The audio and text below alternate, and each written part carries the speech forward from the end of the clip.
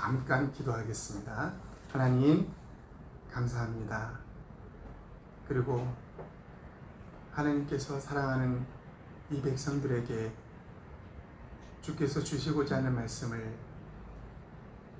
밝히 듣고 깨닫고 마음에 담을 수 있도록 성령님 오늘 시간도 역사하여 주옵소서. 우리에게 있는 오직 유일하신 그 하나님 예수 그리스도만을 바라보며 이 시간 이 예배를 온전히 하나님께 드립니다. 영광 받으소서. 예수님 이름으로 기도합니다. 아멘. 지난주에 처음으로 여러분을 만나 뵙고 말씀을 전하게 되었습니다. 지난주에 처음 낯선 곳에서 말씀을 전했지만은 저에게 이제 설교를 이 앞에서 설교를 해보신 분들은 이제 그런 느낌이 있습니다. 막 이분들이 말씀에 정말 준비된 분들이구나, 말씀을 받아 먹을 만한 그런 준비를 잘하고 계신 분들이구나라는 것을 느끼면서 설교를 해가지고 얼마나 행복했는지 모릅니다. 오늘도 성령님께서 여러분의 귀와 마음을 열어주셔서 여러분 각자에게 동일한 내용이지만 여러분 각자에게 각자의 상황에 맞게 그런 메시지, 레마의 메시지를 주실 줄 믿습니다. 열왕기하 6장에 보면은 엘리사와 또 아람 군대 이야기가 나옵니다.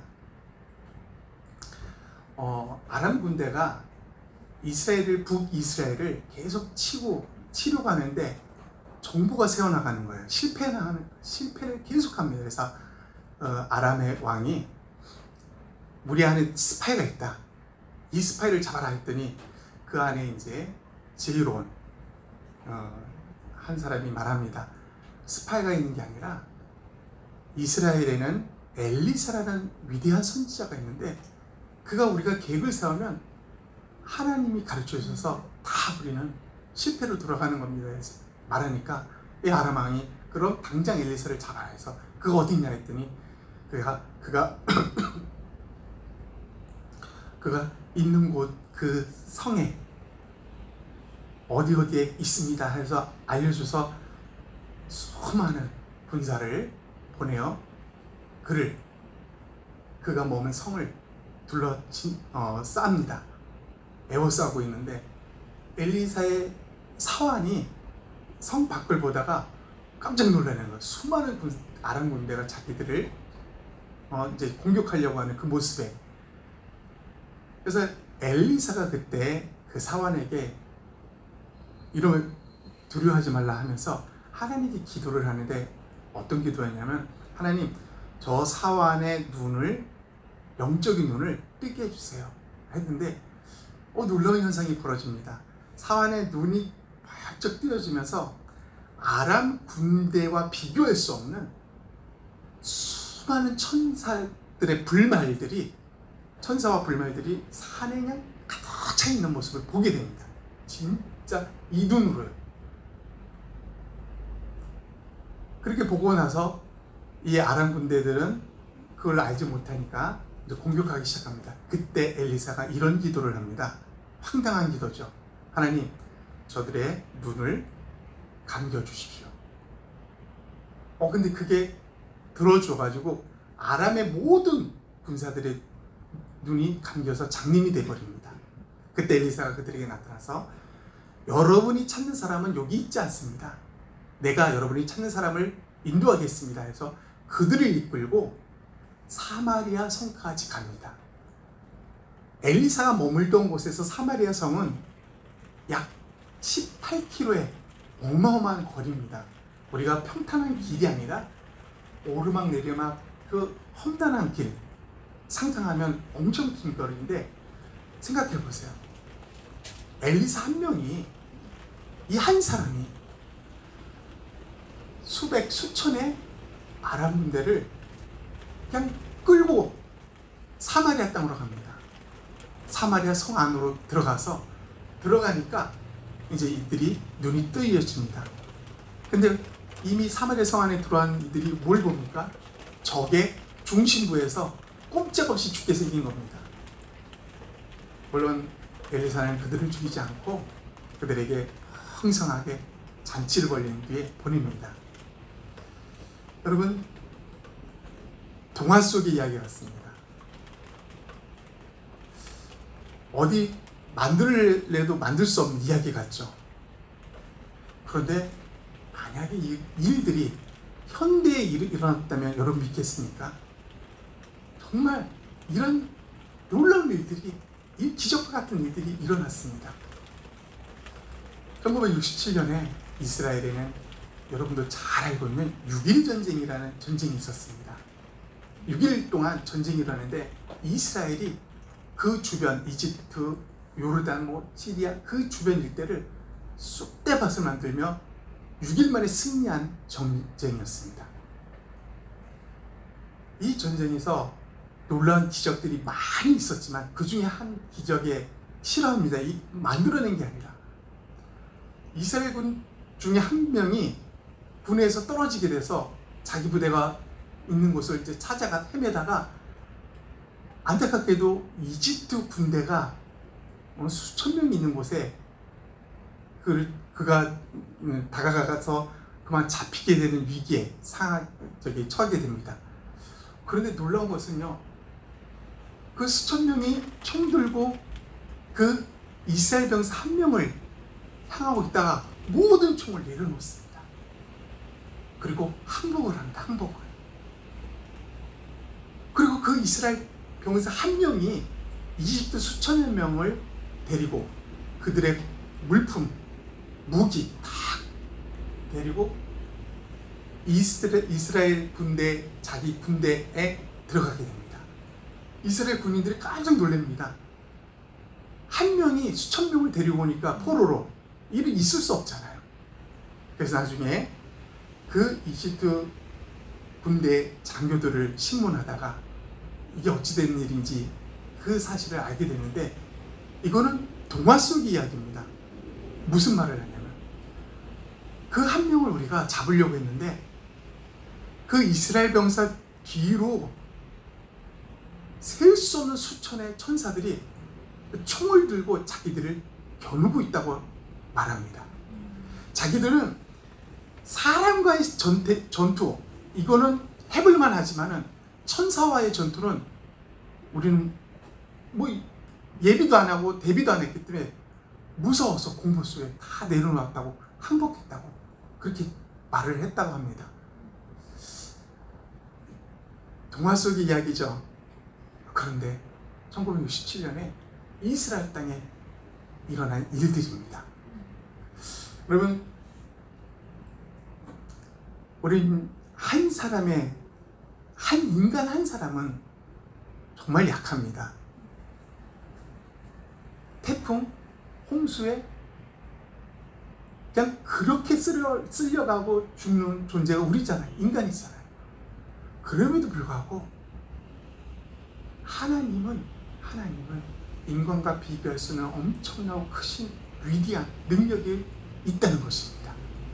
근데 많은 그리스도인들이 그 능력이 하나님보다도 보이는 사람의 힘과 능력을 의지하면서 그렇게 아주 평범한 그런 신앙생활을 해나가고 있다는 것입니다. 그렇지만 정말 소수의 무리, 소수의 기독교인들은 사람이 아닌 정말 하나님의 크고 위대한 능력을 의지하고 살아갑니다. 그래서 이 땅에서 일어날 수 없는 놀라운 기적과 같은 일들을 체험하면서 살아가고 있다는 것입니다. 오늘 이 현대를 살아가면서도 이런 두 종류의 그리스도인이 분명하게, 엄연하게 존재하고 있다는 것입니다. 오늘 본문은 15절은 긴 절이지만, 그리고 사실은 이 오늘 본문 뒤에 오늘 열왕기상 18장 뒤에가 더 하이라이트죠. 여러분 뭐가 나오는지 아십니까 혹시? 갈멜산 전투. 엘리야와 바알의 선지자 850명 대결하는 전투가 일어나지 않습니까? 그게 하이라이트입니다. 근데 이 앞은 그렇게 큰 비중이 없어요. 근데 오늘 읽은 본문에 오바댜라는 한 사람이 있습니다. 오늘 우리는 이 나약하고 정말 나약한 존재입니다. 그럼에도 불구하고 하나님께 놀랍게 쓰임받은 이 오바댜라는 사람을 통해서 오늘 저와 여러분이 하나님이 원하시는 하나님께 쓰임받은 사람이 누군가를 잠시 살펴보려고 합니다. 오늘 1절부터 7절까지요 쭉 살펴보면 이제 기근 속에 이제 3년간 기근 속에 있었던 그 이스라엘이 이제 하나님께서 이제 비를 내리겠다고 엘리야에게 말하고 너는 아합 왕에 가서 말해라 합니다. 엘리야는 이제 내려와서 숨었던 장소에서 내려와서 아합 왕에 가는 도중에 우연찮게 오바댜를 만납니다. 오바댜를 어떻게 만나냐면 아합 왕의 가장 총애하는 자가 오바댜였습니다. 오바댜. 이 오바댜와 같이 뭘 하냐면 우리가 짐승에게 먹일 풀이 없구나. 우리가 찾아보자. 우리 이스라엘 땅 어딘가에 반드시 있을 거야. 그래서 아합 왕 따로 오바댜 따로 막 가다가 오바댜가 가는 길에 엘리야를 만난 겁니다. 여러분 우리는 여기서 한 가지 의심을 가지고 살펴볼 대목이 있습니다.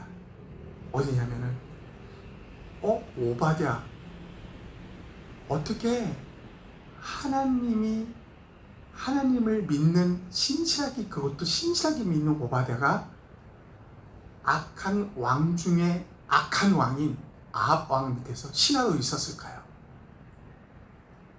이 추리는 쉽습니다. 엘리야가 쫓기고 있었어요. 왜요? 하나님 말씀을 전했더니 아합 왕이 불편한 말만 전합니다. 듣기 싫은 말, 거슬리는 말만 전하니까 아합 왕은 엘리야를 잡아 죽이려고 합니다. 쫓기는 신세, 아무도 모르는 곳에 숨어있는 게 엘리야의 모습이었어요. 그런데 신실하다고 하는 오바댜가 어떻게 그 아합 왕에서 아합 왕 밑에서 가장 총애받는 그런 신하로 존재하고 있었냐 이 말입니다.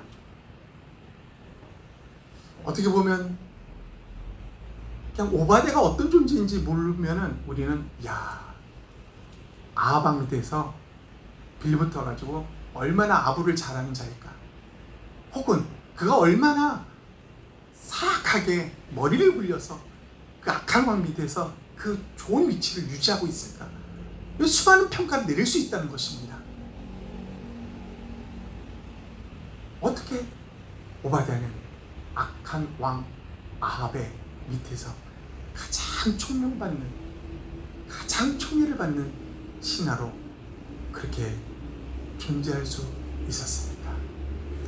우리는 여기서 한 가지 알아야 될 상황이 있습니다. 그것은 오늘 본문에 이런 말이 있습니다. 3절 후반절에 이 오바댜는 여호와를 지극히 경외하는 자라. 이 한마디가 오바댜의 모든 것을 말해주고 있습니다. 이 오바댜는 여호와를 지극히 경외하는 자라. 사랑하는 여러분, 이 말은 하나님이 인정하는 사람은 오바댜라는 것입니다. 오바댜는 하나님의 사람이라는 것입니다. 비록 악한 왕 아합의 밑에 있지만 하나님이 정말 사랑하는, 그리고 또 하나님을 사랑하는 그 사람이 오바댜라는 것입니다. 그럼 우리는 악한 왕 밑에 있는 오바댜를 어떻게 해석해야 됩니까? 우리가 쉽게 잊고 있는 사실이 무엇인지 아십니까? 우리의 위치와 신분이라는 것입니다. 의외로 많은 그리스도인들이 너무나 쉽게 잊고 있는 것, 내가 어떤 존재인지, 내가 어떤 위치에 있는 사람인지를 너무나 쉽게 잊으면서 그냥 일반 사람과 동일한 모습으로 살아가고 있다는 것입니다. 성경은요, 우리에게 아주 분명하게 수없이 이렇게 말씀하고 있습니다. 마태복음 5장에 보니까요, 제가 읽어드립니다. 너희는 세상의 소금이니 소금이 만일 그 맛을 잃으면 무엇으로 짜게 하리요? 너희는 세상의 빛이라. 산 위에 있는 동네가 숨겨지지 못할 것이요, 사람이 등불을 켜서 말 아래 두지 아니하고 등경 위에 두나니 이러므로 집안 모든 사람에게 빛이 있느니라. 이같이 너희 빛이 사람 앞에 비치게 하여 그들로 너희 착한 행실을 보고 하늘에 계신 너희 아버지께 영광을 돌리게 하라. 놀랍지 않습니까? 성경은 우리에 대해서 너희 신분은 이거야, 얘들아 너희 위치는 이거야 라고 너무나 분명하게 알려주고 있습니다. 빛이란다, 너는 소금이란다. 이게 우리의 위치입니다. 이게 우리의 신분이라는 거죠. 빛은요, 여러분이 잘 알고 있지 않습니까? 이 예배당에 스위치만 내리면 이 형광등의 모든 불빛이 마감되면 컴컴해집니다. 이 컴컴한 곳에서 정상적인 생활은 이루어지지 않습니다. 이 어두운 곳에, 반드시 어두운 곳에 존재해야 될 그것은 빛이라는 것입니다. 그게 바로 저와 여러분, 우리라는 것입니다. 그리고 부패한 곳, 썩어가는 곳, 그곳에 그들이 썩지 않도록 존재해야 될 소금, 그게 바로 저와 여러분이라고 성경은 말해주고 있습니다. 여러분, 에베소 5장 8절은 또 이렇게 말합니다. 너희가 전에는 어둠이었더니 이제는 주 안에서 빛이라. 빛의 자녀들처럼 행하라. 너희가 예수님을 믿기 전에는 너희는 어둠에 있는 어둠의 자식이라고 말합니다. 그러나 지금은 그런 자가 아니야. 지금은 네가 어둠에 있는 자가 아니야. 지금 너는 빛으로 있는 존재라는 말이야. 빛의 자녀야. 이렇게 강력하게 성경 우리에게 말해주고 있습니다. 그게 무엇을 의미합니까? 이 어두운 세상에 살고 있는 저와 여러분, 수많은 사람들이 이 코로나로 인해서 기독교와 교회와 교인들을 지금 비판하고 멸시하는 상황이 펼쳐지고 있는 이 시대, 동성애가 창궐하여 이제 그게 법 앞에 이제 법으로 상정되는 그런 시대. 미국과 유럽 같은 데는 동성애는 죄입니다. 성경이 말한 말을 해도 감옥에 가는 그런 시대가 되어버렸습니다. 이런 어두운 시대, 저와 여러분은 여기에 묻혀 사는 평범한 사람들이 아니라 빛과 소금, 이게 우리의 주된 신분이요 위치라는 것입니다. 오늘 이 오바데는 그 일을 충실히 감당합니다. 악한 왕, 악한 이스라엘, 하나님의 선지자들을 죽이려고 하는, 하나님을 섬기는 자들을 싸그리 몰살시키려고 하는 그 상황에서 오바데는 당당히 빛으로서 아방 밑에서 자신의 본분을 감당하고 있었다는 것입니다. 그러므로 여러분, 저와 여러분은 이 오바데를 통해서 알 수 있는 사실, 우리의 위치, 우리의 신분, 우리가 처한 곳, 비록 그곳이 어둡고 그곳이 나를 향하여 핍박하고 손가락질하고 너무 어려운 환경 속에 뛰쳐나오고 싶은 곳이라 할지라도, 그것이 여러분의 학교나 직장이나 여러분이 만나고 있는 사람들 중에 그런 사람이 있을지라도 거기서 도망쳐서는 안 됩니다. 하나님, 나 여기서 빼내주세요. 이 기도보다도 여러분의 기도를, 하나님, 저 하나님의 자녀지 않습니까? 저의 빛 제대로 비출 수 있도록 힘을 주세요. 이게 우리의 삶이라는 것입니다. 우리의 위치, 신분이라는 것입니다. 사도행전 4장에 성도들이 복음을 증거하다가 매를 맞습니다. 그리고 다시는 전하지 말라고 협박을 당합니다. 감옥에도 가고. 그런데 그들이 감옥에서 풀려나서 돌아와서 무슨 기도를 드리는지 아십니까? 하나님, 내가 핍박받는 일, 예수님이 핍박받는 일을 조금이나 닮아갈 수 있어서, 동참할 수 있어서 감사합니다. 제가 이 상황에서 담대하게, 더 담대하게, 강하게 복음을 전할 수 있도록 우리에게 힘을 주세요. 이런 기도를 드렸다는 것입니다. 결코 하나님, 나 여기서 제발 빼주세요. 나 여기 살 수 없습니다. 나 좀 더 안전한 곳으로 옮겨주세요. 이렇게 기도하지 않았습니다. 물론 빛과 소금의 역할은 쉽지가 않습니다. 그 역할을 감당하면 감당할수록 어두움들이 우리를 향하여 손가락질과 어둠의 화살을 수없이 날릴 때가 있습니다. 그걸 참지 못하고 정말 벗어나고 싶은 기도가 이 목에서부터 터져나올 때가 있습니다. 나 하나면 괜찮은데 내 가족, 나와 관련된 사람까지 피해를 입는 일이 있다면 더 괴롭습니다. 그럼에도 불구하고 우리의 위치는 하나님이 우리를 향한 그분의 뜻은 사랑하는 내 아들아, 내 딸아, 이 어두운 곳에 너는 빛이란다. 빛을 비춰다오. 이게 하나님의 뜻이라는 것입니다. 저와 여러분이 이 하나님의 뜻에 부합하여 정말 내 억지로 하는 그게 아니라 하나님 마음, 내 마음이 되어서 빛된 소금된 삶을 정말 정정당당하게 살아가는 여러분이 되기를 축원합니다. 또 한 가지만 더 말하고 싶습니다. 이 오바댜가 멋있지 않습니까? 100명의 이스라엘 참된 하나님의 선지자들을 이세벨이 죽이려고 막 했을 때 각각 50명씩 불에 숨겨서 물과 빵을 계속 날라줍니다. 이거 할 수 있는 사람 아무도 없습니다. 이세벨은 하늘을 날고 있는 새도 떨어뜨리는 그런 존재였습니다.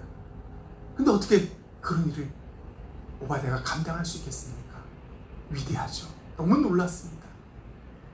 그런데요, 이 오바댜가 8절 이후에 보면 놀라운 또 다른 오바댜를 우리는 발견하게 됩니다. 엘리야가 오바댜를 만났지 않습니까? 그래서 엘리야가 오바댜에게 내가 지금 너의 주 아하방이죠. 너의 주를 만나려고 하니까 빨리 가서 알려라 했더니 오바댜의 반응이 뭔지 아십니까? 네 알겠습니다. 이게 아니라 두려워 떨면서요. 제발 그러지 마세요. 이거 잘못되면은 아하방이 저를 죽일 겁니다. 아하방이 자기를 죽일 것에 대한 두려움에 가득 차 있던 그런 오바댜가 8절 이후부터 15절까지 이어지고 있습니다. 무려 3번이나 엘리야가 가서 얘기하라, 가서 얘기하라고 했는데도 불구하고 주저했던 그가 바로 오바댜였습니다. 무엇을 봅니까? 오바댜의 한없이 연약한 모습을 보게 됩니다. 저는 이 모습이 얼마나 감사한지 모르겠습니다. 왜요? 이 모습은 오바댜만의 모습이 아니라 오늘날 저와 여러분의 모습이기도 합니다. 한없이 약하고 뭔가 좀 해보려고 하면 잘 안 되고요. 말씀대로 살아보려고 다짐을 했는데 며칠 안 갑니다. 곧 분을 내고 곧 내가 알 수 없는 엉뚱한 일을 저지르는 정말 하나님 백성으로 당당하게 살고 싶은데 말씀대로 살고 싶은데 성경의 인물처럼 살고 싶은데 그게 안 되는 게 우리의 모습 아니겠습니까? 오바댜가 실은요 그런 사람이었습니다. 두려워 떨고 있는 자기 목숨 이제 죽을까봐 두려워 떨고 있는 이 앞에 100명의 선지자를 숨겨줬던 그 오바댜는 온데간다 없어집니다.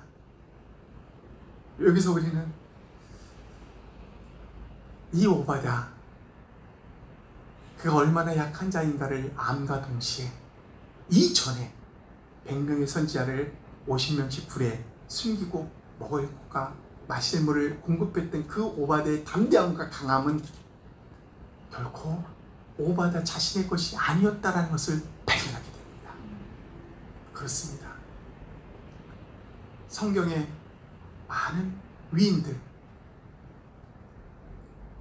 우리가 보기에는 오를 수 없는 나무 같습니다. 너무 어려워요. 그들의 삶을 따라하려고 하니까 너무 힘듭니다. 그런데요, 그들이나 우리나 똑같은 사람이었다는 것을 우리는 잊고 있었던 거예요. 그들이 그 위대한 일을 한 것은요, 그들 자신이 아니라 하나님이 그들을 통해서 하나님 일을 행하셨다는 것입니다. 그들은 통로로 쓰임받았던 그런 존재일 뿐이라는 것입니다. 실제는 오바댜는 엄청 약하고 두려웠고 두려움이 많은 그런 존재였지만 하나님께 놀랍게 쓰임받더니 세상 사람이 벌쩍 놀랄 만한 일들을 행하지 않습니까? 이 약한 오바댜, 그가 어떻게 하나님께 쓰임받을 수 있었을까요? 어떻게 해요? 성경은 우리에게 분명히 말해줍니다. 이 오바댜는 여호와를 지극히 경외하는 자라. 여호와를 지극히 경외하는 자라. 우리에게 말해줍니다. 여호와를 지극히 경외한다. 경외가 무엇입니까? 경외는 두려움과 존경이 같이 있는 말입니다. 두려움과 존경. 이 두려움은 어떤 무서움이나 공포, 어떤 강력한 힘 앞에 어쩔 수 없이 그 공포 속에 막 두려움 속에 떠는 이 두려움이 아니라요, 거룩하신 하나님이 임재했을 때 모든 하나님의 백성들은 그 하나님 앞에서 바로 엎드려졌습니다. 왜요? 거룩한 두려움이 임했기 때문입니다. 공포가 아니라 거룩한 두려움이 임했을 때는 즉시 무릎 꿇고 엎드리며 하나님을 경배하게 되어 있습니다. 이 거룩한 두려움 속에 존경, 하나님을 존경하게 된 것, 언제 일어납니까? 언제 이 경외가 일어납니까?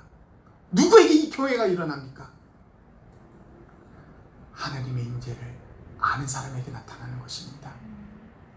거룩한 하나님이 내 앞에 나타났다는 것을 이 온몸으로, 내 영으로 체험한 사람들에게는 이 경외라는 것이 반드시 나타나게 되어 있다는 것입니다.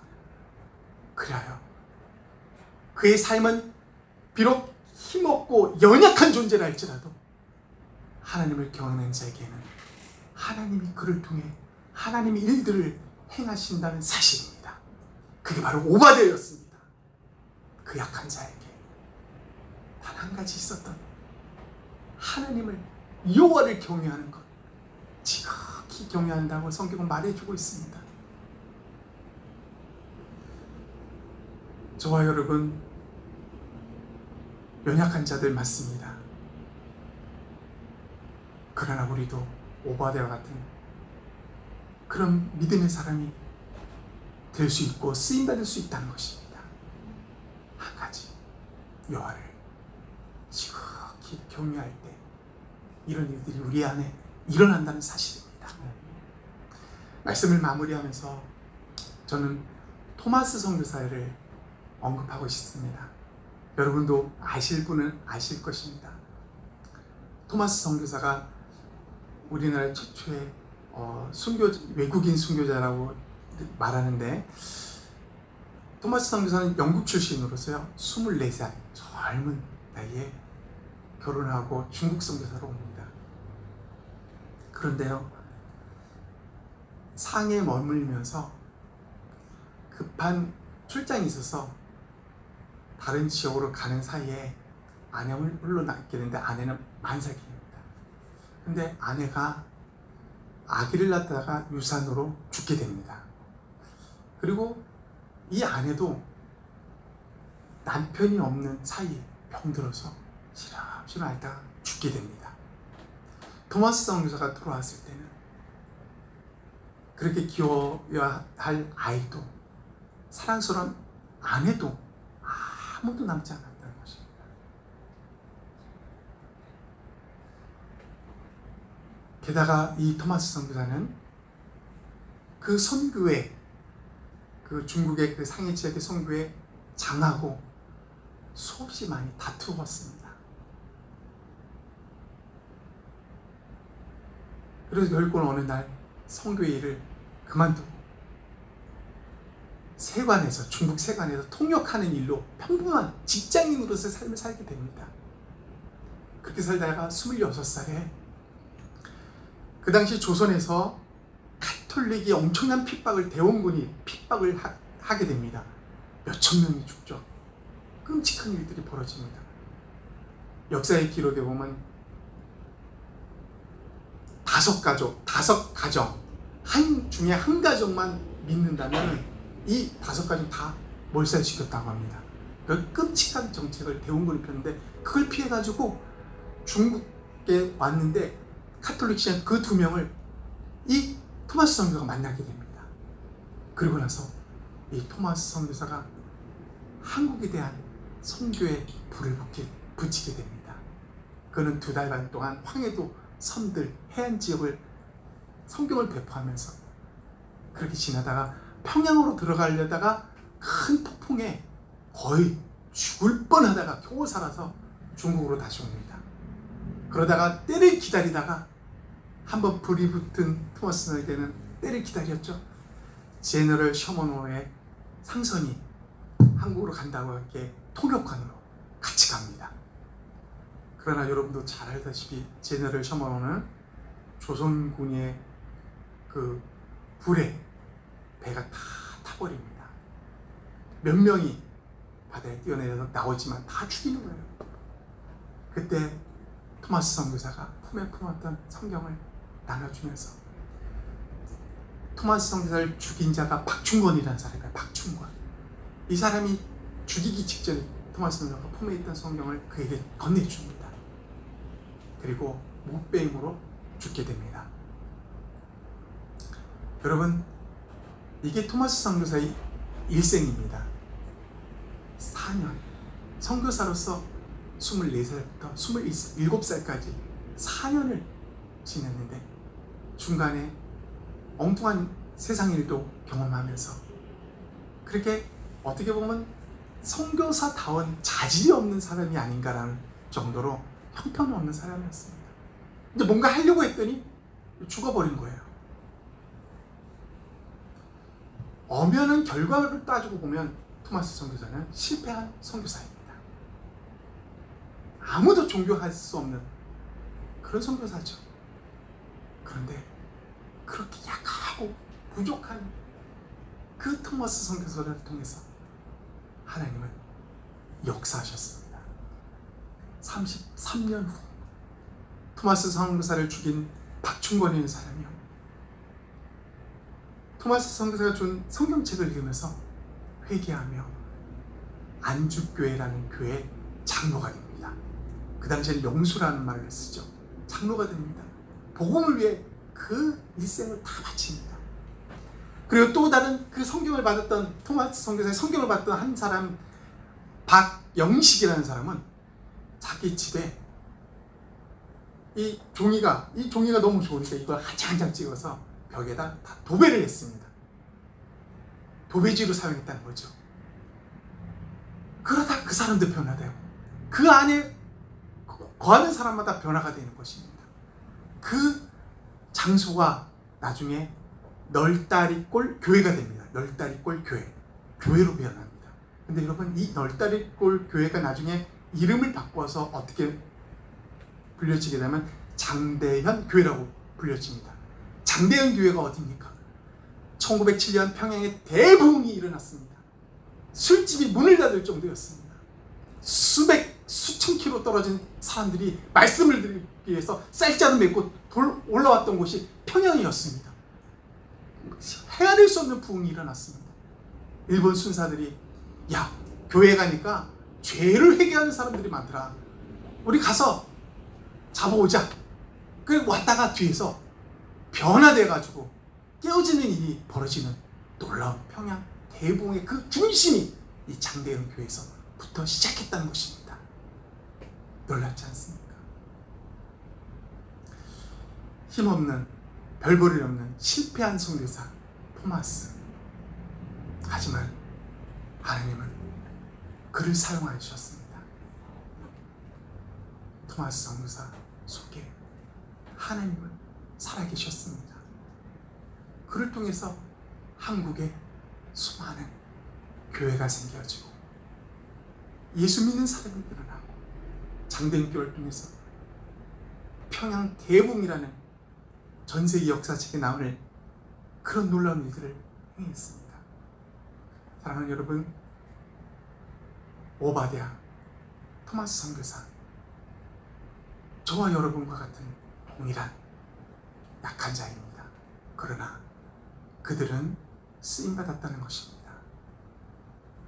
오직 그들은 여호와를 지극히 경외하는 자, 그러한 자로 그들은 하나님께 결국 쓰임받는 그런 존재로 역사에 남았습니다. 저와 여러분이 이제 그 다음 뒤를 이을 차례입니다.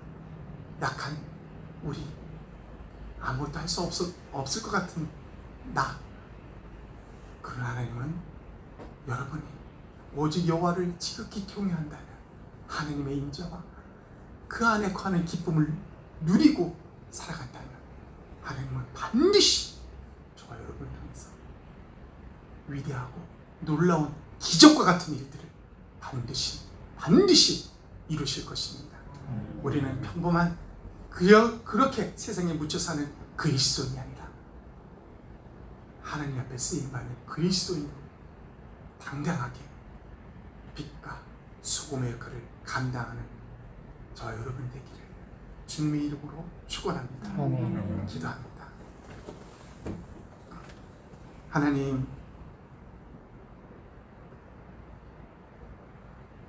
늘 하나님 앞에 안타깝고 부끄러운 마음뿐입니다. 얼마나 사랑해 주신 그 사랑 앞에 우리는 너무도 평범하게 우리의 직분도 우리의 위치도 잊은 채 그냥 아둥바둥 살아가고 있는지 하나님, 우리를 긍휼히 여겨 주시옵소서. 우리의 연약함, 우리의 부족함 주님이 다 아심에도 불구하고 하나님, 오바댜를 통해서, 토마스 선교사를 통해서 하나님을 경외하는 자에게 하나님은 놀라운 하나님의 일들을 행하시는 이 놀라운 사실을 우리에게 가르쳐 주시니 감사합니다. 우리에게 이 일과 동일하게, 아니 이보다 놀라운 일들을 행할 수 있는 능력의 하나님이 우리와 함께 계심을 찬양합니다. 이제 그럭저럭 평범한 어둠 속에 묻혀 사는 그리스도인이 아니라 하나님, 이제 우리의 직분인 빛의 자녀로서 빛을 바라면서 소금으로서 그 역할을 감당하는 우리가 되게 도와주시옵소서. 예수님 이름으로 기도합니다. 아멘.